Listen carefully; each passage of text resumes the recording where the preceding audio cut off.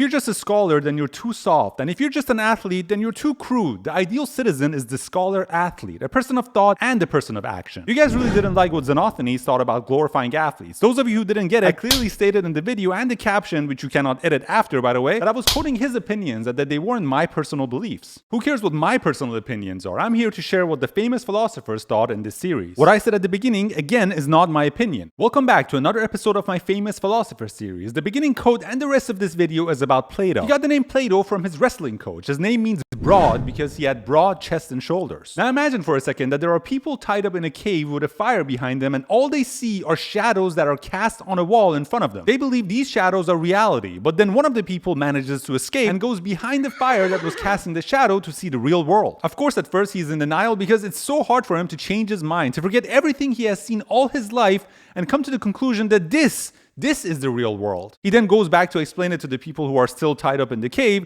looking at the shadows, but it's impossible. They won't believe him. They make fun of him and tell him he's crazy. He understands that he is no longer speaking their language. He has to sit back there and go back to his shadow mindset to be able to explain the true nature of reality. Well, the funny thing is that we might be in the shadow world as well. This is where Plato's forms comes into play. Everything you see around you is a shadow. There is one realm outside of space-time where the ideal state of everything exists. Physical objects, sure, like the ideal chair, the chair we see in our mind when we hear the word, the ideal table, but more importantly, the ideal beauty, equality, likeness, unity. It's very important for people to understand the ideal justice as well. Almost nobody does bad things on purpose. That's why it's important for people to understand what is good to do good. The knowledge of knowing what is good is what we call virtue. Now you might be wondering, why does this all matter? It's important to understand philosophy because it's important to be enlightened and to seek knowledge. I'm not a philosophy major. I'm learning with you as we go. I'm just somebody who's interested in the topic. I have a bunch of other degrees, but none of them help me become enlightened. Becoming enlightened is important because without it, it would be like me seeing the world without these glasses, all blurry. I wouldn't know where to go. I wouldn't know what even exists for me to be able to find what I'm looking for. According to Plato, I wouldn't even be fit to vote. When I said education is important, I'm not talking about going back to school. I'm talking about just reading, allocating some time in your day to learning something new, anything, expanding your horizons, gaining the ability to think for yourself instead of following the latest trend. Again, you might be thinking these are my opinions, but they are not. I'm still trying my best to portray Plato's character based on my understanding. That's the whole point of these videos. I guess I'm trying the method actor thing. As always, like and follow for non-useless content.